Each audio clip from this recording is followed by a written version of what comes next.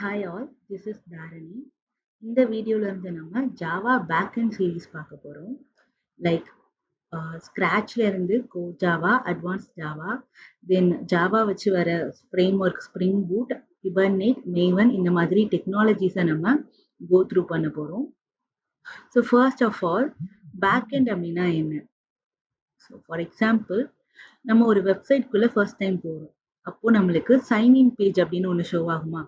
அங்க நம்மளோட user name password கொடுத்து நம்மளோட அக்கௌண்ட்டை கிரியேட் பண்ணுவோம். அந்த சைன்இன் பேஜ் நம்ம ஃப்ரண்ட் எண்ட் அப்படின்னு சொல்லுவாங்க. அங்க நம்ம கொடுக்கக்கூடிய டேட்டாஸ் ஒரு இடத்துல போய் ஸ்டோர் ஆகணும், கரெக்டா? அப்போதான் நெக்ஸ்ட் டைம் நான் அதே வெப் பேஜ்குள்ள போகல லாகின் பண்ணி நான் என்டர் ஆக முடியும் என்னோட சேம் அக்கௌண்ட்ல. ஸோ இந்த டேட்டாஸ் போய் ஸ்டோர் ஆகிற இடத்த டேட்டா பேஸ் டிபி அப்படின்னு சொல்லுவாங்க. இப்போ ஃப்ரண்டெண்ட்ல இருந்து டிபிக்கு என்னோட டேட்டாவை எடுத்துட்டு போகக்கூடிய வேலையை பண்ண போறது தான் என்னோட பேக்எண்ட். லைக் ஃப்ரண்டெண்டுக்கும் டிபிக்கும் நடுவில் ஒரு இன்டர்மீடியேட்டர் மாதிரி ஒர்க் ஆக போகுது. அண்ட் பேக்எண்ட்ல இருந்து அகைன் டேட்டாவை எடுத்துட்டு வந்து ஃப்ரண்டெண்டுக்கு கொடுக்கவும் செய்யும். ஸோ இங்கே நம்மளோட பேக்எண்ட் ஜாவா லாங்குவேஜை பேஸ் பண்ணி இருக்க போகுது. ஸோ ஃபர்ஸ்ட் அந்த ஜாவா லாங்குவேஜ், அதாவது அந்த ஜாவாவை நம்மளோட லோக்கல் மெஷின்ல எப்படி இன்ஸ்டால் பண்றது அப்படின்னு பார்க்கலாம். ஸோ என்னோட ப்ரௌசருக்கு நான் போய்க்கிறேன். இங்க போயிட்டு ஜாவா ஒராக்கிள் டவுன்லோட் அப்படின்னு கொடுத்துக்கலாம். ஒராக்கிள் 17 டவுன்லோடு நான் கொடுக்குறேன். ஏன் 17 அப்படின்னு கொடுக்குறேன்னா, இப்போ ஜாவால 23 வெர்ஷன் வரையும் இருக்கு. ஸோ ஆனால் 17th வெர்ஷன் தான் வந்து எல்டிஎஸ்ஸா இருக்கு, லாங் டேர்ம் சப்போர்ட் அப்படின்னு சொல்லுவாங்க. லைக் எந்த பக் அண்ட் எரர் இல்லாம இருக்கும். அதனால நான் 17 எடுத்துக்கிறேன். இங்க உங்க ஓஎஸ் எதுவோ, லினக்ஸா இருக்கட்டும், இல்லைன்னா மேக் ஓஎஸ்ஸா இருக்கட்டும், விண்டோஸா இருக்கட்டும், உங்களோட ஓஎஸ் எதுவோ அதுக்கான ஜிப் ஃபைலை நீங்க டவுன்லோட் பண்ணிக்கோங்க. ஸோ ஜிப் ஃபைலை டவுன்லோட் பண்ணிட்டு ஒன்ஸ் அது டவுன்லோட் ஆனோன்னு எக்ஸ்ட்ராக்ட் பண்ணிக்கோங்க. எக்ஸ்ட்ராக்ட் பண்ணதுக்கு அப்புறம் லைக் எப்பயுமே அது உங்களோட C:\, ப்ரோக்ராம் ஃபைல்ஸ்ல JDKல இருக்கும். ஸோ இந்த பாத்தை நான் காப்பி பண்ணிக்கிறேன். Ctrl+C. இங்க சர்ச்ல போயிட்டு என்விரான்மெண்டல் வேரியபிள்ஸ் அப்படின்னு நான் சர்ச் பண்ணிக்கிறேன். என்விரான்மெண்டல் வேரியபிள்ஸ் இங்க போயிட்டு சிஸ்டம் வேரியபிள்னு இருக்கா, இங்க நியூ கொடுத்துட்டு மேல ஜாவா ஹோம், கீழே அந்த பாத் இப்படி கொடுக்கணும். நான் ஆல்ரெடி கொடுத்து வச்சிருக்கேன். ஸோ இந்த மாதிரி மேல ஜாவா ஹோம்னு கொடுத்துட்டு கீழே நம்மளோட JDK அந்த வெர்ஷன் 17 வெர்ஷன் இதோட கொடுத்துக்கணும். ஸோ லைக் நீங்க போய் காப்பி பண்ணி கூட கொடுத்துக்கலாம் இதை. ஒன்ஸ் இதை கொடுத்துட்டு மேல பாத்துன்னு ஒன்று ஆல்ரெடி இருக்கும், அதை நீங்க கிளிக் பண்ணிட்டு நியூ கொடுத்துட்டு ஜாவா ஹோம் /bin அப்படின்னு கொடுத்துக்கணும். ஸோ கரெக்டா எக்ஸாக்டா இந்த மாதிரி கொடுத்துட்டு ஓகே கொடுத்துருங்க. ஸோ இந்த மாதிரி எக்ஸாக்டா கொடுத்ததுக்கு அப்புறம் உங்களோட கமெண்ட் ப்ராம்ப்டை ஓபன் பண்ணிக்கோங்க. லைக் நான் என்னோட சர்ச்ல போயிட்டு CMDன்னு கொடுக்குறேன். ஓபன் பண்ணி ஜாவா -version அப்படின்னு நான் கொடுக்குறேன். ஸோ ஜாவா உங்களோட சிஸ்டம்ல இன்ஸ்டால் ஆயிருக்கா, எந்த வெர்ஷன் இன்ஸ்டால் ஆயிருக்கு அப்படிங்கறத எனக்கு இது சொல்ல போகுது. ஓகே, ஸோ ஜாவா வெர்ஷன் 17 வந்து எனக்கு இன்ஸ்டால் ஆயிருக்கு. ஓகேயா? தென் கீழே எனக்கு கொஞ்சம் டேர்ம்ஸ் வந்திருக்கு. இதெல்லாம் என்னன்னு நம்ம பார்ப்போம், லேட்டரா பார்ப்போம். ஸோ ஃபர்ஸ்ட் நம்மளோட ஜாவா ப்ரோக்ராமை போட்டுடலாம். அதுக்கு நான் நோட் பேடை ஓபன் பண்ணிக்கிறேன். ஸோ நோட் பேட் அப்படிங்கிற டெக்ஸ்ட் எடிட்டர்ல ஓபன் பண்றேன். ஸோ ஃபர்ஸ்ட் நான் இங்க கிளாஸ் அப்படின்னு கொடுக்க போறேன். இங்க கிளாஸ் அப்படின்றது கீவேர்ட். என்னன்னா என்னோட ஜாவா ப்ரோக்ராம்குள்ள எல்லாத்தையும் நான் கிளாஸ்க்குள்ளதான் எழுதணும். கிளாஸ் இல்லாம எழுதுறது எனக்கு கண்டிப்பா எரர் த்ரோ பண்ணும். ஸோ ஜாவா ப்ரோக்ராம்னு வந்தாலே நீங்க ஃபர்ஸ்ட் ஒரு கிளாஸை கிரியேட் பண்ணிடணும். தென் அதுக்கான நேமை கொடுக்கணும், அந்த கிளாஸ்க்கான நேம். நான் ஃபர்ஸ்ட் PGM அப்படின்னு கொடுக்குறேன், நம்மளோட ஃபர்ஸ்ட் ப்ரோக்ராம் அப்படிங்கிறதுனால. Then open curly brace, close curly brace. So இந்த ஓப்பன் கர்லி பிரேஸ் தான் என் ஜாவா கிளாஸோட ஸ்டார்டிங் பாயிண்ட். இந்த close curly brace ending point. இது ஸ்டார்ட், இது எண்ட். ஸோ இதுக்குள்ள தான் நான் என்னோட கோடிங்ஸை கொடுக்க போறேன். ஓகேயா? ஸோ இதுக்குள்ள ஒரு மெயின் மெத்தட் எனக்கு வரப்போகுது. என்னோட ப்ரோக்ராம் ரன் ஆகிறதுக்கு தேவையான மெத்தட் அது. ஸோ ஃபர்ஸ்ட் அதை கொடுத்துக்கலாம். இப்போதைக்கு அதை மனப்பாடம் பண்ற மாதிரி இருக்கும். ஸோ உள்ள கிளாஸ் போக போக ஒவ்வொன்றுக்கும் ஒவ்வொரு மீனிங் வரும். நான் ஃபர்ஸ்ட் அதுக்கு பப்ளிக்னு கொடுத்துக்கிறேன். தென் ஸ்டாட்டிக் void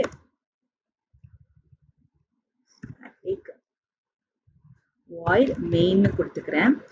இந்த மெத்தட்குள்ள ஒரு பாராமீட்டர் பாஸ் ஆகுதுன்னு சொல்லுவாங்க. ஸோ இதுக்கு எல்லாமே நம்ம லேட்டரா மீனிங் பார்ப்போம்.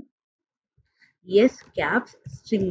இந்த ஸ்ட்ரிங்ல எஸ் கேப்ஸா கொடுத்துட்டு ஒரு ஸ்கொயர் பிராக்கெட் கொடுக்கணும். தென் ஆர்க்ஸ். இந்த ஆர்க்ஸ் அப்படிங்கிறது இங்க வேரியபிள்னு சொல்லுவாங்க. அதாவது இதுக்கு பதிலாக நீங்க என்ன பேர் வேணா கொடுத்துக்கலாம். மை ஆர்க்ஸ் இந்த மாதிரி கூட கொடுத்துக்கலாம் நீங்க. ஓகேயா? ஸோ இந்த மெயின் மெத்தடுக்கும் எனக்கு ஓப்பன் பிராக்கெட் க்ளோஸ் பிராக்கெட் இருக்க போகுது.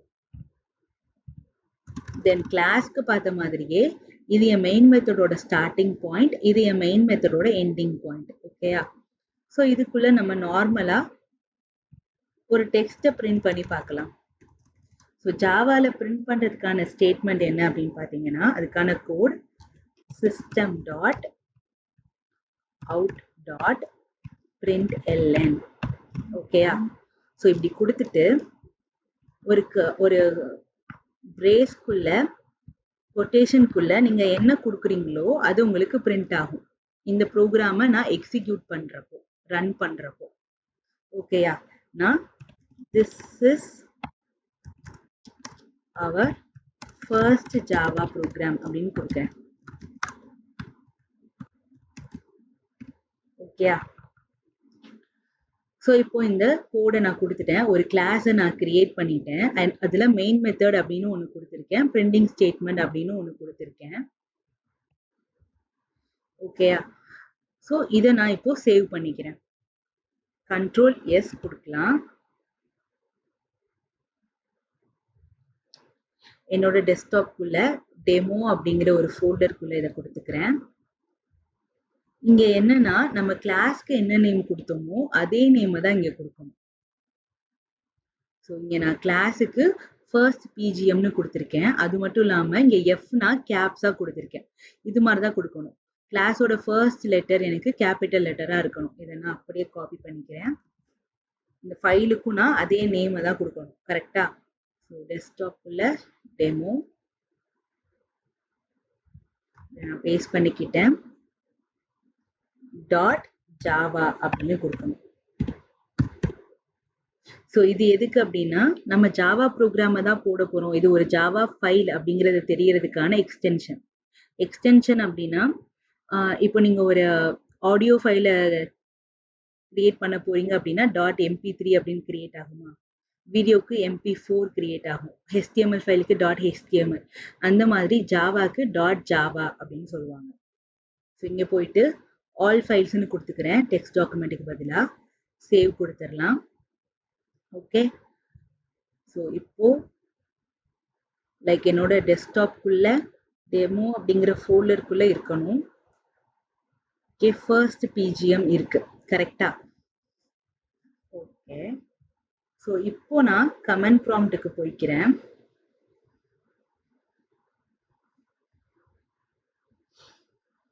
எப்படி போறேன்னா என்னோட ஃபோல்டர் வரைக்கும் நான் நேவிகேட் பண்ணிக்கிறேன். ஸோ டெஸ்க்டாப்குள்ள டெமோ வரைக்கும் போயிட்டு இங்கே சிஎம்டி அப்படின்னு கொடுத்துட்டு என்டர் ப்ரெஸ் பண்றேன். எனக்கு அந்த பாத்துக்கான கமெண்ட் ப்ராம்ப்ட் ஓப்பன் ஆயிருது. ஸோ நீங்க இப்படி பண்ணாம நேரடியா நேவிகேட் பண்ணியும் போய்க்கலாம்.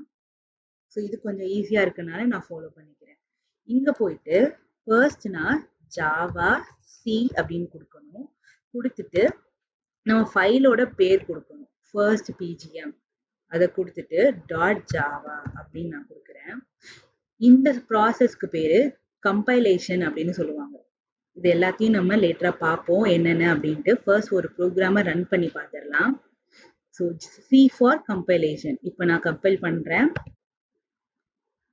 ஓகே, இப்போ நான் ரன் பண்ண போறேன். ஃபர்ஸ்ட் ஸ்டேஜில் கம்பைல் பண்ணிவிட்டு செகண்ட் ஸ்டேஜில் ரன் பண்ணணும். ஸோ ஜாவான்னு கொடுத்துட்டு என்னோட ஃபைல் நேம் அப்படியே கொடுக்குறேன். இப்போ என்டர் பண்ணுறேன். So this is our first Java program வந்துருச்சா? நான் பிரிண்ட் பண்ணது எனக்கு இங்கே எக்ஸிக்யூட் ஆயிடுச்சு. லைக் நான் என்னோட நோட் பேட்குள்ளே போயிட்டு ஏதாச்சும் ஒரு லாஜிக்கை பெர்ஃபார்ம் பண்ணணும்னு நினைக்கிறேன்.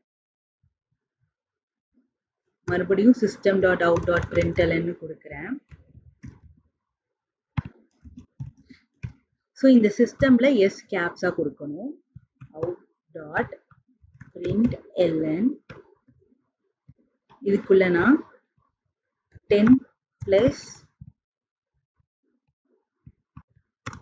10ன்னு கொடுக்குறேன். இந்த லாஜிக்கை நான் பெர்ஃபார்ம் பண்ணல எனக்கு டபுள் கோட்ஸ் கொடுக்கக்கூடாது. ஸோ டபுள் கோட்ஸ் கொடுத்தா அதுக்குள்ள இருக்கிறது அப்படியே எனக்கு பிரிண்ட் ஆகும். இந்த மாதிரி ஏதாவது லாஜிக் பெர்ஃபார்ம் பண்ணணும் அப்படின்னா டபுள் கோட்ஸ் இல்லாம நான் கொடுக்கணும். ஓகேயா? ஸோ இதை நான் இப்போ கண்ட்ரோல் எஸ் கொடுத்து சேவ் பண்ணிக்கிறேன். இங்கே ஒரு டாட் தெரியுதா? இங்கே டாட் இருந்தால் கரண்டா சேவ்ல இல்லைன்னு அர்த்தம் ஃபைல். ஸோ நான் கண்ட்ரோல் எஸ் கொடுத்துட்றேன். ஃபர்ஸ்ட் டைம் சேவ் பண்ணல தான் நேம் எல்லாம் கேட்கும். ஸோ அடுத்தடுத்து சேவ் பண்ணல நேம்லாம் கொடுக்க தேவையில்லை. தென் அகைன் நான் கமெண்ட் ப்ராம்ப்ட்ல போய்கிட்டு மறுபடியும் நான் ஜாவா சி அப்படின்னு கொடுக்கணும். ஸோ அதுக்கு முன்னாடி இங்க பாருங்க. ஸோ ஃபர்ஸ்ட் நம்மளுக்கு ஜாவா பிஜிஎம் அப்படின்னு ஜாவா சோர்ஸ் ஃபைல் இருந்தது. ஜாவா ஃபைல் அதுதான் வந்து சோர்ஸ் ஃபைல்னு சொல்றாங்க. ஒன்ஸ் நான் ஜாவா சி கொடுத்து கம்பைல் பண்ணுனேன், ஜாவா பிஜிஎம் அதாவது ஃபர்ஸ்ட் பிஜிஎம்னு எனக்கு கிளாஸ் ஃபைல் ஒன்று கிரியேட் ஆயிருக்கு.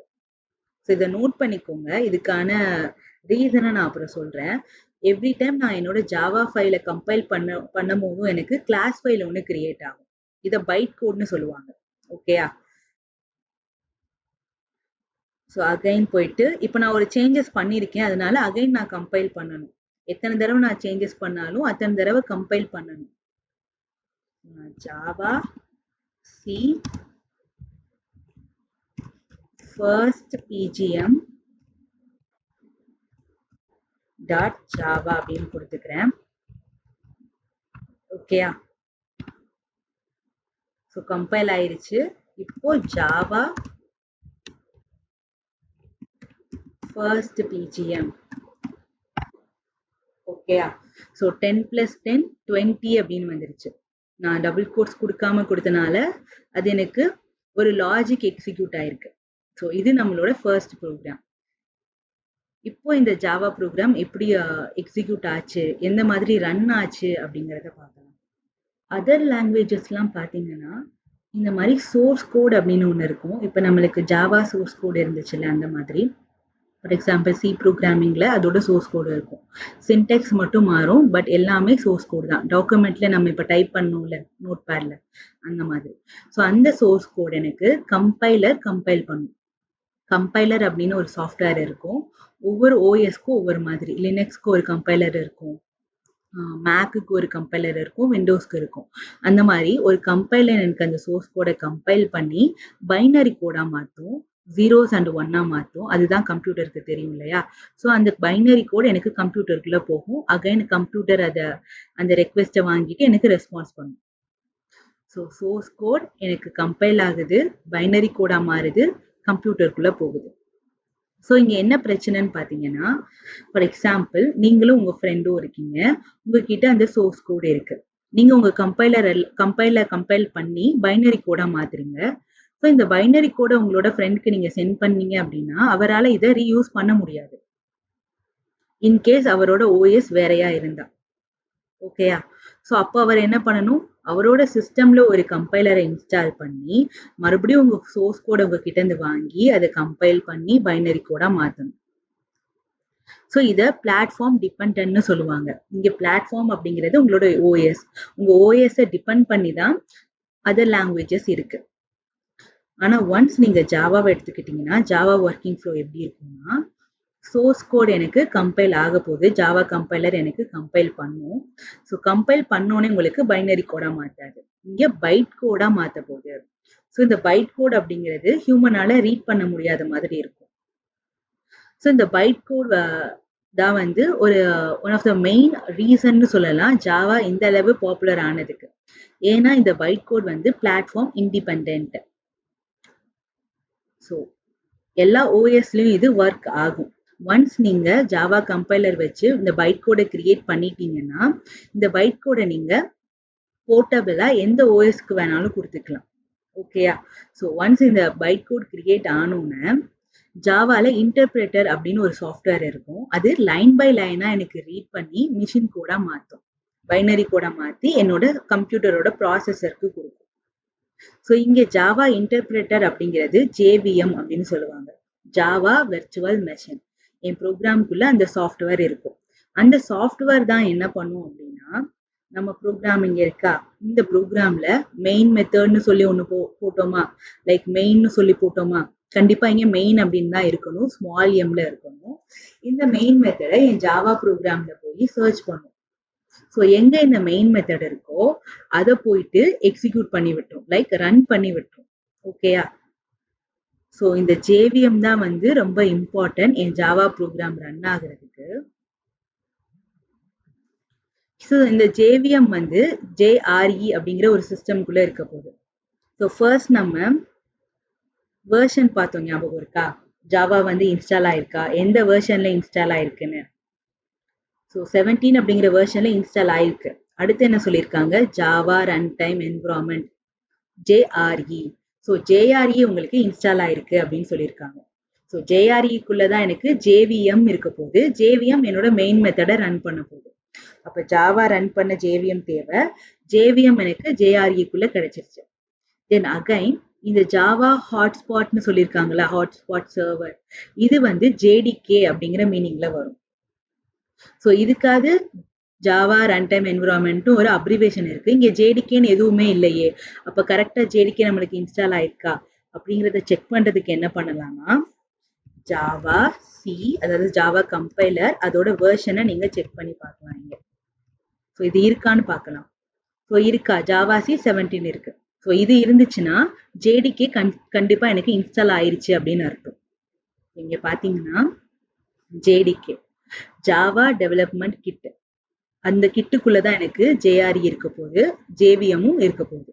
ஸோ கிட் அப்படின்னா லைக் ஒரு கிரிக்கெட் கிட் மாதிரி. எப்படி அந்த கிரிக்கெட் கிட்குள்ள கிரிக்கெட் விளையாட தேவையான எல்லா திங்ஸும் இருக்குமா, கிளவுஸ் இருக்கும், பால் இருக்கும், பேட் இருக்கும், ஹெல்மெட் எல்லாமே இருக்கா, அந்த மாதிரி என் ஜாவா ப்ரோக்ராம் ரன் பண்ண தேவையான எல்லா டூல்ஸ் அண்ட் லைப்ரரிஸும் எனக்கு ஜேடிகேக்குள்ள இருக்கும்.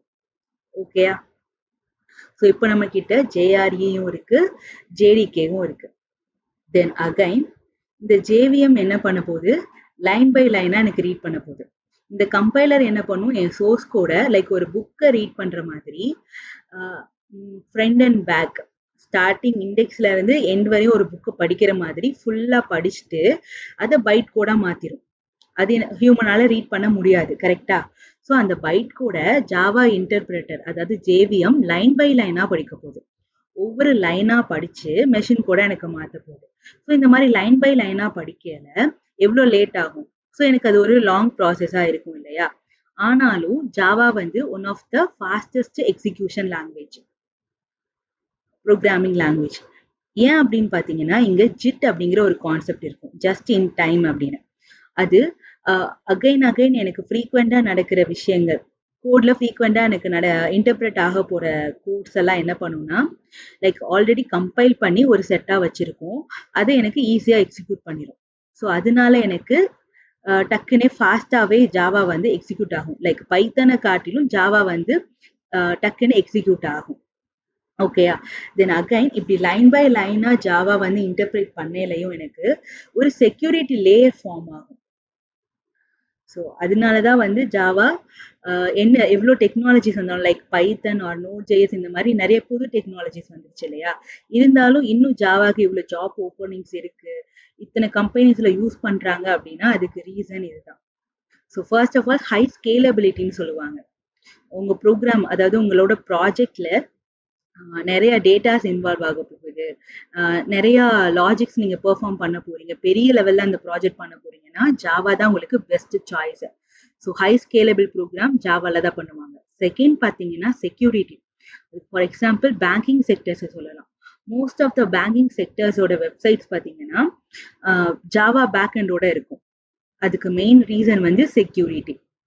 தென் அடுத்து நான் ஆல்ரெடி சொன்ன platform independent, then faster execution. என்னதான் பைத்தனை காட்டிலும் மற்ற லாங்குவேஜை காட்டிலும் கோட் லைன்ஸ் அதிகமாக இருந்தாலும் ஃபாஸ்ட்டாக அது எக்ஸிக்யூட் ஆகும்.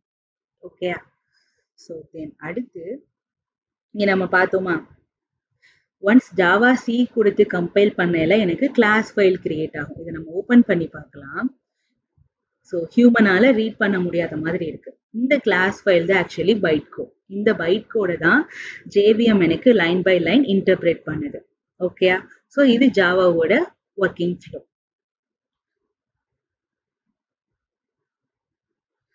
ஸோ நெக்ஸ்ட் வீடியோல இருந்து ஜாவாவை இன்டெப்தா பார்க்கலாம்.